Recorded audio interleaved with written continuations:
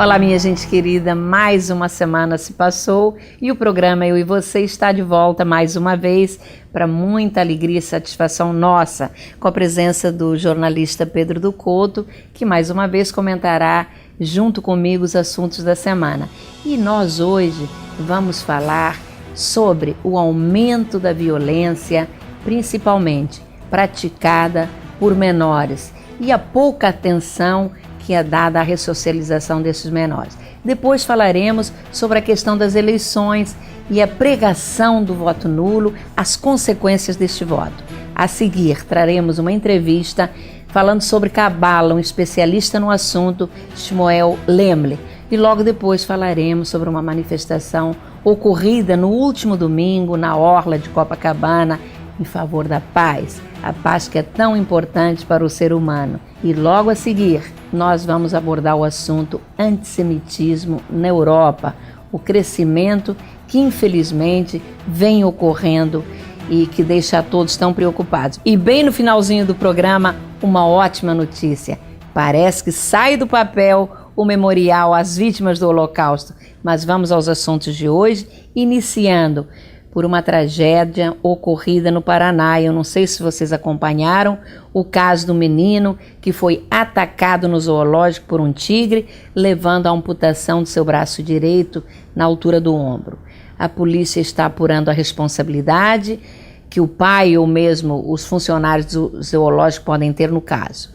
Responsabilidade do pai ou não, uma coisa é certa, com crianças tem que haver uma atenção toda especial, pois qualquer segundo pode ser fatal. O pai do menino de 11 anos, que teve o braço arrancado pelo tigre, disse que cuidava do outro filho de apenas 3 anos quando o garoto se afastou deles. O interessante e emocionante é que, ao acordar da cirurgia para salvá-lo, o menino pediu que não matassem o tigre. Que sentimento puro e lindo desta criança. Acho, Pedro, que os fatos têm que ser apurados para que acidentes e tragédias como esta não possam vir a se repetir. Animais selvagens que oferecem risco às crianças e àqueles que visitam o zoológico têm que ficar em isolamento e em segurança total. Daí eu entender que deve existir, sim, responsabilidade dos funcionários deste zoológico, neste caso específico. Quanto ao pai da criança, segundo o delegado que cuida da ocorrência, poderá ser condenado de 2 a 5 anos de prisão.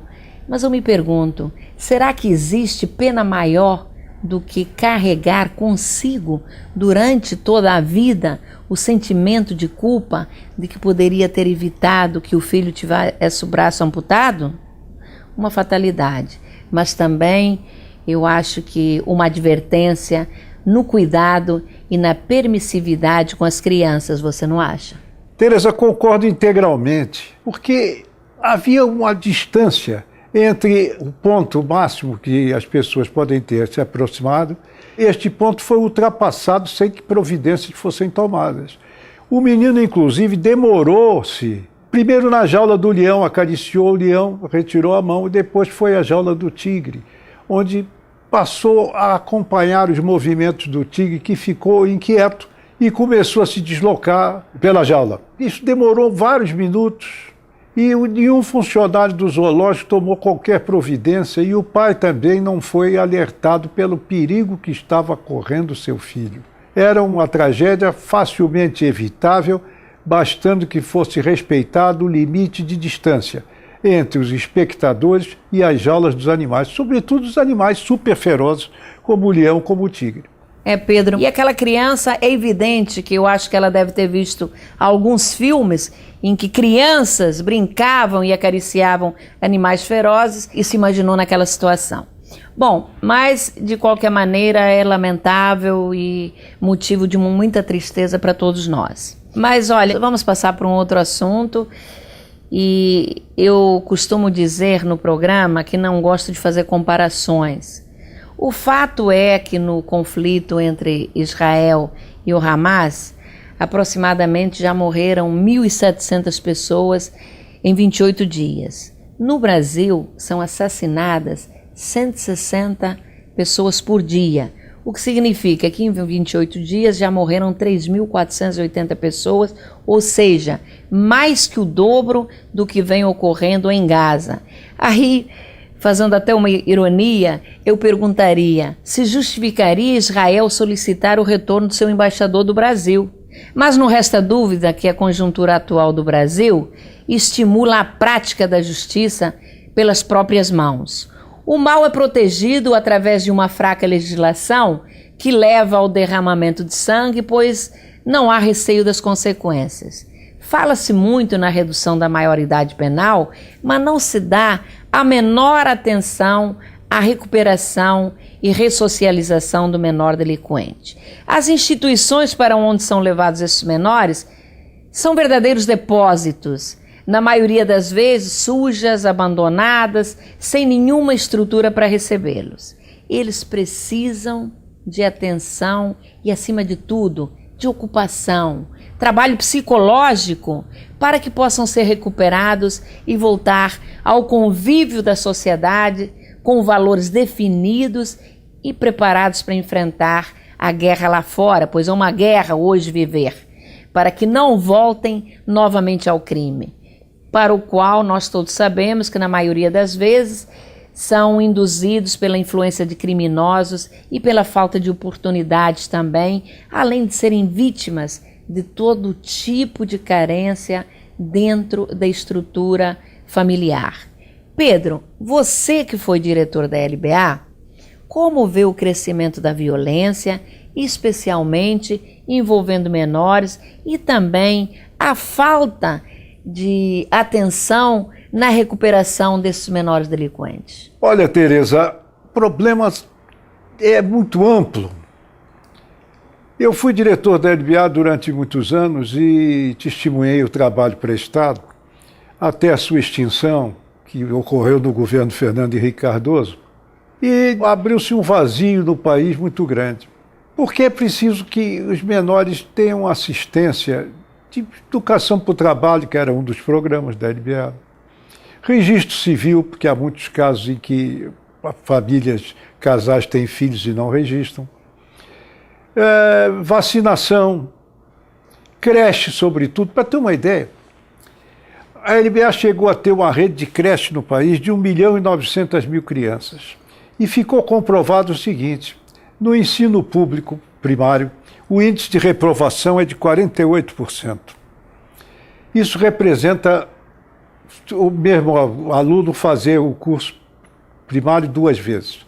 Quando a criança passava em creche antes de ingressar no ensino formal, a reprovação caía de 48% para 20%, reduzia mais da metade. Foi um espaço perdido muito sério, esse precisa ser recuperado, principalmente para recuperar, sobretudo, os menores delinquentes, para que eles não voltem ao crime, porque incentivos para esse retorno ao crime não faltam, a começar pelo tráfico de drogas, coisa terrível que atinge a sociedade. Não se trata de reabilitar uma entidade que acabou, mas trata-se de substituí-la por outros programas capazes de ocupar esse espaço tão importante.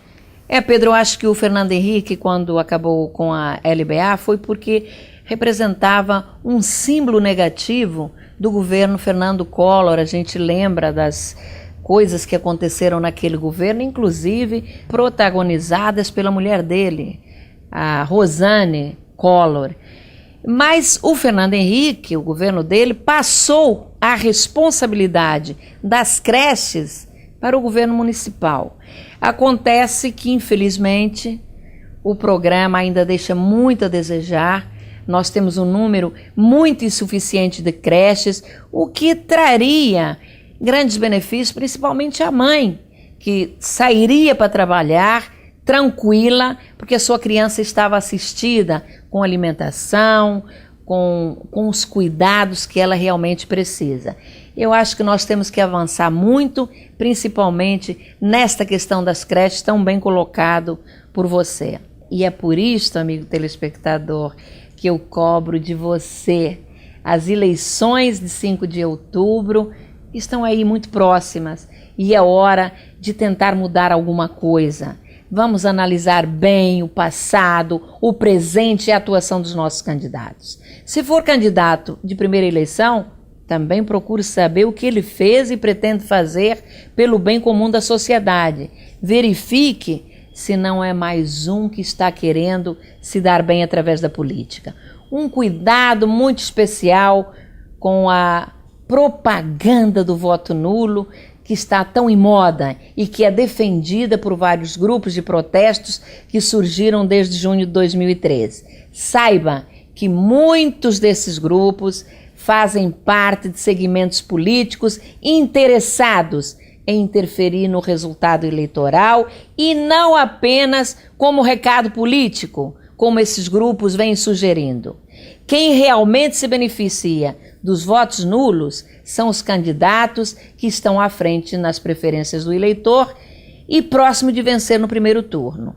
Vamos dar um exemplo. Considerando um eleitorado de 100 milhões, ganha a presidência quem tiver a metade dos votos, ou seja, 50 milhões mais um desses votos. Acontece que, se 20 milhões forem brancos ou nulos, a soma dos votos válidos cai para 80 milhões e vencerá no primeiro turno o político que tiver apenas 40 milhões de votos mais um. Ou seja, quanto mais votos nulos, menos votos serão necessários para vencer no primeiro turno. Assim, hoje, para a presidência da República, os votos nulos beneficiariam a presidente Dilma. No Rio de Janeiro, a coisa muda bastante, pois temos 4 candidatos competitivos, o que significa que teremos um segundo turno, quando o resultado é obtido da mesma forma, ou seja, ganha a competição do segundo turno, composta pelos 2 candidatos mais votados no primeiro, aquele que tiver a metade, mais um do total dos votos válidos. Se houver um índice alto de votos nulos e brancos, o resultado poderá ser a eleição do político contra o qual você desejava protestar. Vamos votar naquele que nós entendemos que é o melhor. Não esquecendo que, se votarmos mal, vamos ter que aguentar 4 anos mantendo no poder aqueles que não correspondem às nossas expectativas. Votar é, acima de tudo, expressar a nossa vontade com responsabilidade, e esta eleição vai definir a nossa representação não somente na majoritária, para presidente e governador, mas também para senador, deputado federal e estadual, que é o primeiro voto a ser digitado na urna eletrônica, não é isso, Pedro? Olha, Tereza, a sua colocação está perfeita, é exatamente isso. Esse é o panorama, esse é o quadro, e essas consequências do voto nulo e branco, que no caso do Rio de Janeiro, por exemplo, estão altíssimos. Basta dizer o seguinte, tem 21% de eleitores que manifestaram a intenção de anular e mais 12% que manifestaram a intenção de votar em branco, 33%. Então, para efeito de cômputo de votos válidos, 67% passa a ser o total. O raciocínio está perfeito quanto à maioria absoluta. Diminui a exigência de número de votos para que um candidato alcance, por hipótese, a maioria absoluta no primeiro turno. No caso de deputado federal estadual, o problema ocorre exatamente isso que você disse. O eleitor votando branco ou nulo, ele mantém deputados federais e estaduais que ele, no fundo, desejaria substituir. Mas ele, votando nulo e branco, não substitui, ao contrário, ele mantém, porque o quociente eleitoral diminui. O quociente eleitoral é o resultado do número de votos válidos dividido pelo número de cadeiras. Quanto maior for a abstenção que eu digo a omissão, votar branco ou nulo, menor será o quociente, melhor para aqueles que têm currais eleitorais se reelegerem. Perfeito raciocínio. É um equívoco completo o voto nulo e branco. Só vale como força de expressão individual da pessoa para consigo mesmo, de mandar um recado aos políticos que não está satisfeita com o desempenho ou o comportamento de uma parte deles. Mas isso é do jogo democrático. Anular e votar em branco é uma omissão absurda. Bom, minha gente, mas nós agora vamos trazer uma entrevista com o professor de Cabala, Shmuel Lemle, e eu tenho certeza que esta entrevista vai aliviar um pouco as nossas tensões e nos fazer pensar na evolução do nosso espírito, nas coisas positivas que a vida pode nos oferecer. Shmuel Lemle tem vários cursos no exterior e é uma sumidade no assunto a nível nacional e até internacional. Vamos à entrevista.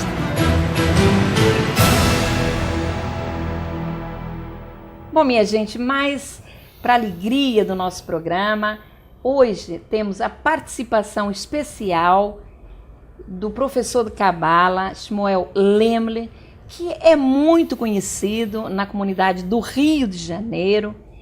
E eu gostaria de saber o que o levou a se interessar por esse tema, Cabala.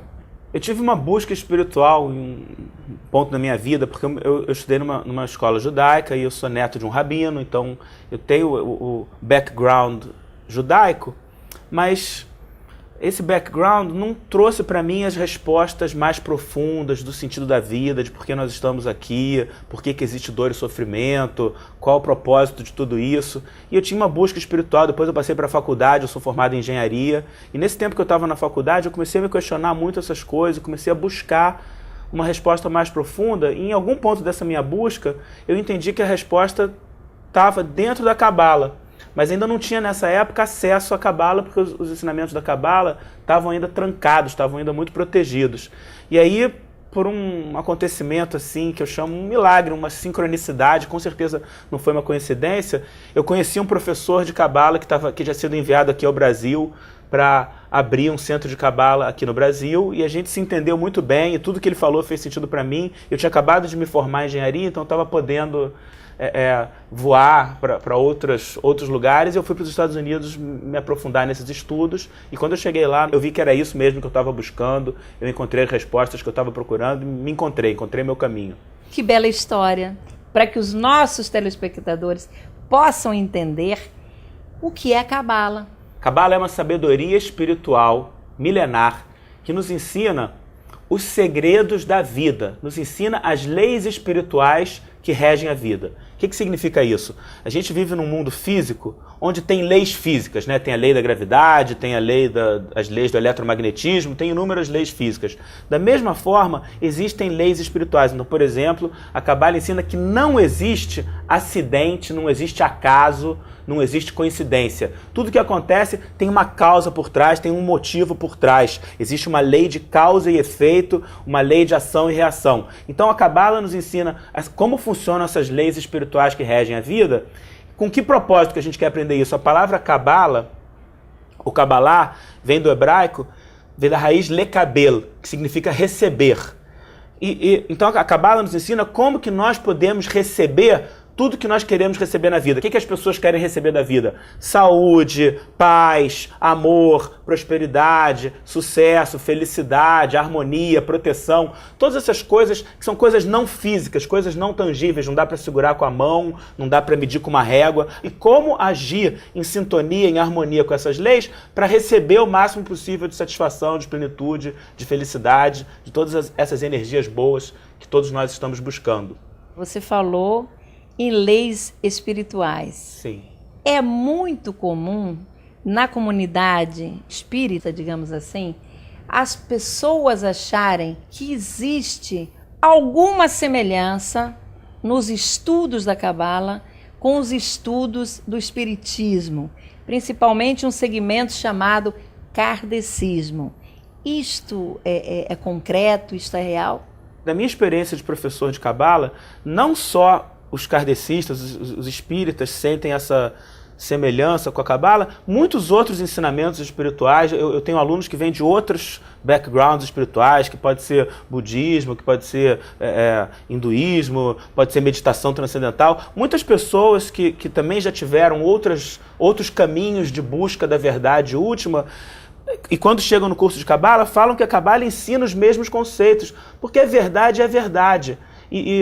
E não existe um único jeito de chegar à verdade, tem muitos jeitos de chegar à verdade, porque todos esses ensinamentos verdadeiros, no fundo, falam a mesma coisa, que a gente tem que amar ao próximo, que a gente tem que agir com dignidade com o nosso semelhante, que a gente tem que ser uma pessoa cada vez melhor, a gente tem que se esforçar para ser uma pessoa misericordiosa, uma pessoa com compaixão, com bondade. Os ensinamentos, no fundo, ensinam, a essência é a mesma. Infelizmente, muitas vezes, por causa do nosso ego, a gente foca na diferença entre nós. Isso eu não aceito, isso eu não concordo. E a Cabala, uma das coisas que a Cabala nos ensina é isso, é focar no que nós temos em comum e não no que nos separa, no que nos desune.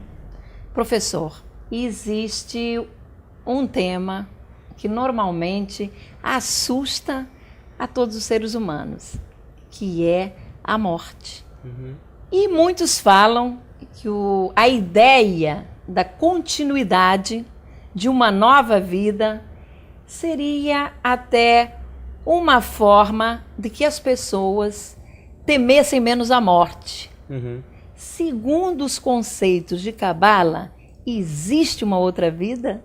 Com certeza existe uma outra vida. Na verdade, a nossa alma desce aqui no plano físico, se veste num corpo para um trabalho temporário, é o trabalho de revelar a luz através de fazer ações compartilhar, através do esforço espiritual pela transformação, deixar de ser uma pessoa egoísta e se tornando uma pessoa mais preocupada com o nosso semelhante, mais preocupada com o próximo. Mas esse tempo que a pessoa vive aqui, esse tempo limitado, isso não é a figura completa. Na verdade, o mundo da alma, que é a vida eterna, que é a infinitude, é muito maior do que esse mundo físico aqui. Os cabalistas falam que esse mundo é como se fosse um corredor para o Olamabá, para o mundo vindouro, para o mundo das almas, para a verdadeira realidade da alma. E que a nossa alma vem a esse mundo físico com um propósito específico de fazer o seu tikkun, de fazer a sua correção espiritual, que é transformar o nosso desejo egoísta num desejo de compartilhar com os outros, se tornar uma pessoa que, em vez de estar pensando eu, focada no ego, tudo para mim, para o meu próprio benefício, o que eu posso fazer para beneficiar o mundo, o que eu posso fazer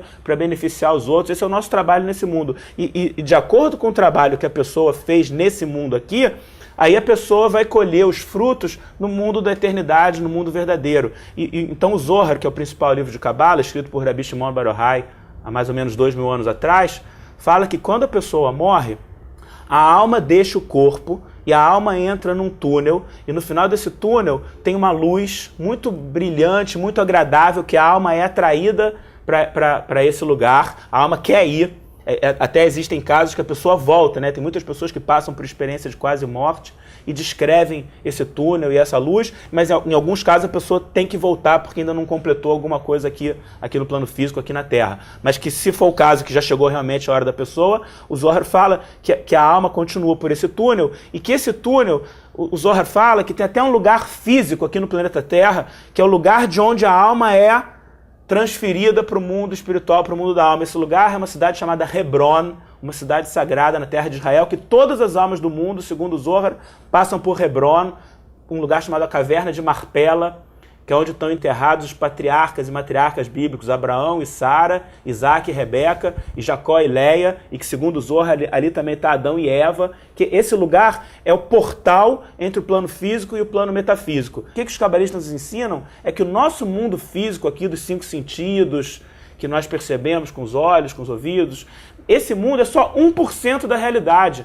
que na verdade 99% da realidade é uma outra dimensão que está além do nosso mundo físico, e essa é a verdadeira realidade e que é a causa. A causa está no 99%, nesse plano superior, e o mundo o nosso mundo físico é só o mundo das sombras, é o mundo dos efeitos, onde a gente tem uma missão a fazer. Mas com certeza o mundo que existe para sempre, o mundo onde é a verdadeira realidade, é esse plano superior do 99%, como a gente chama nos cursos de Cabala. Definitivamente isso existe. Professor, eu na Câmara Municipal, por algumas vezes, fui parada e me falavam dos ensinamentos adquiridos em suas aulas e sempre com muito entusiasmo. Então, o meu agradecimento muito especial pela sua participação no nosso programa. Eu que agradeço a oportunidade de estar aqui. Realmente o tempo nosso aqui é limitado, mas eu me lembro de um ensinamento básico da Cabala, que um homem chegou para um grande sábio cabalista e falou: eu quero que você me ensine todos os ensinamentos no tempo que eu estou equilibrado em uma perna só. Quer dizer, ele queria um resumo do resumo dos ensinamentos.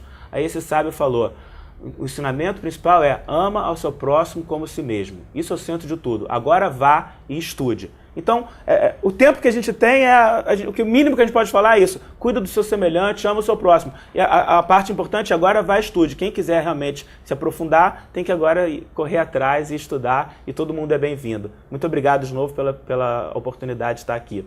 Obrigada.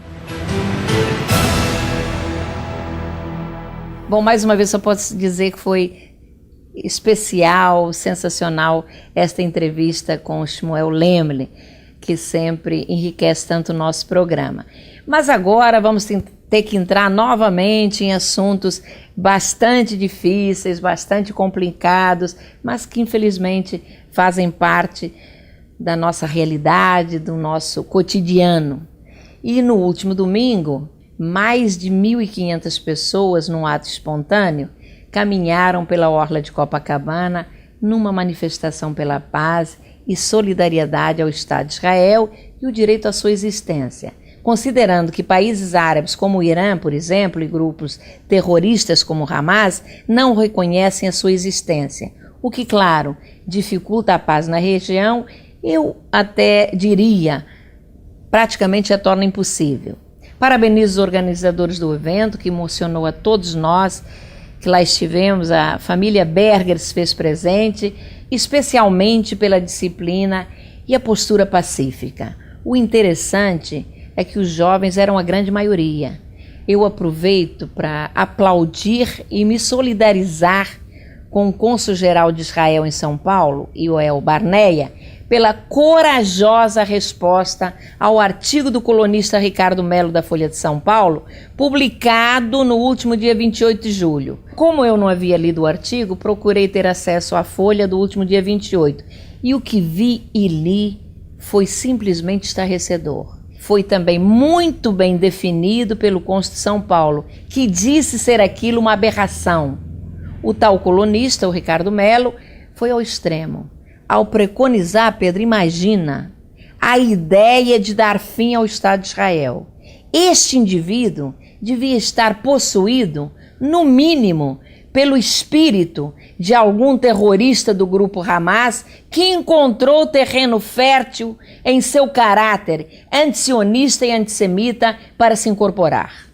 Criticou Israel e sua política. Direito seu.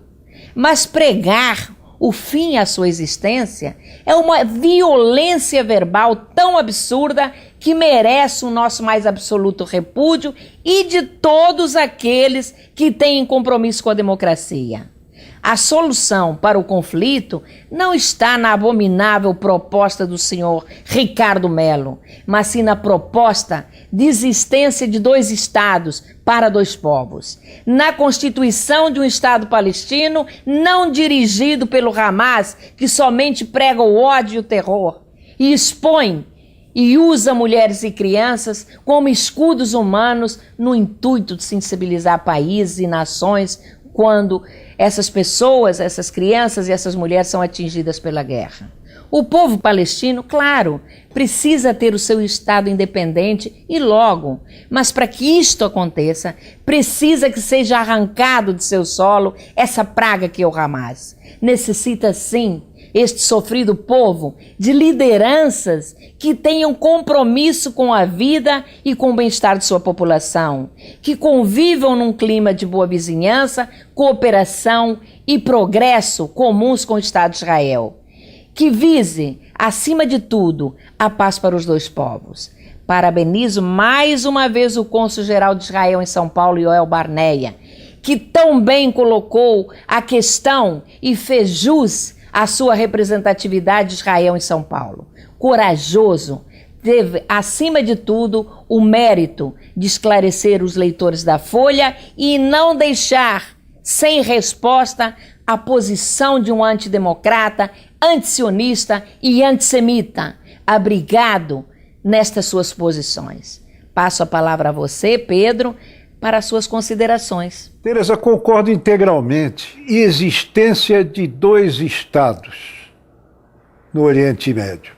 Solução para uma guerra que se prolonga e que ameaça eternizar-se enquanto o Hamas mantiver a sua posição terrorista. Como você disse, Tereza, o compromisso com a vida é o que pode salvar a região que está conflitada e ameaçada de destruição, cujo limite não está longe porque as bombas explodem todos os dias. As dificuldades sanitárias vão se aumentar, riscos de epidemia surgem. É preciso que haja uma solução para o conflito. E a solução não pode ser outra a não ser partir do reconhecimento do Estado de Israel e não querer pregar a sua destruição. É impossível que defender, logicamente, a destruição de qualquer Estado. Isso já foi tentado pelo nazismo e que criou a maior tragédia da humanidade. De maneira que a passeata em favor da paz, sem distinção de facções, é positiva, como foi como manifestação pública e que todos devem aceitar. Pois é, minha gente, infelizmente, usando como argumento as ações de Israel em Gaza, um monstro que se fingia de morto renasce. O antissemitismo atiçando o fundamentalismo islâmico. A Europa vive um dos momentos mais críticos de antissemitismo, com atentados contra edificações judaicas na Bélgica e na França. Ataques verbais e físicos contra judeus nas ruas de Berlim. A propagação do ódio nas mesquitas está pondo em alerta as autoridades europeias ocidentais. Na França, as manifestações contra Israel foram proibidas após jovens saquearem e incendiarem lojas judaicas. Em Londres, 45 mil manifestantes na porta da embaixada de Israel exibiram cartazes com a estrela de Davi riscada e cantaram Palestina livre. Na Alemanha, coquetéis Molotov foram atirados contra uma sinagoga e também ataques a um ponto de encontro de judeus levaram a polícia a divulgar uma lista de proibições, como, por exemplo, não queimar a bandeira de Israel ou gritar morte a Israel. Não há dúvidas, Pedro, de que a crise econômica que hoje atinge a Europa busca um bode expiatório. Mas eu pergunto, por que mais uma vez têm que ser os judeus? Infelizmente, na última década, houve um espantoso crescimento de partidos ultranacionalistas na Bélgica, na Holanda, na Suíça, na Áustria, na França e também na Alemanha.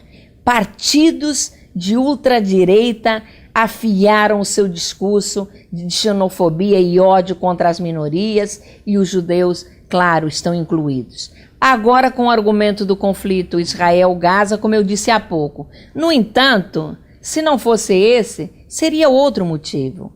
Em nenhum momento questionaram os sacrifícios humanos a que é submetido o povo palestino pelo Hamas, que investe 90 milhões em túneis para guardar armamentos e destruir Israel, mas a população vive na mais absoluta e degradante miséria, sem luz, com água poluída e salgada, sem medicamentos e equipamentos em hospitais, enquanto os seus verdadeiros líderes, minha gente, estão bem longe, hospedados em hotéis de luxo que custam milhares de dólares diariamente na Europa e em Dubai.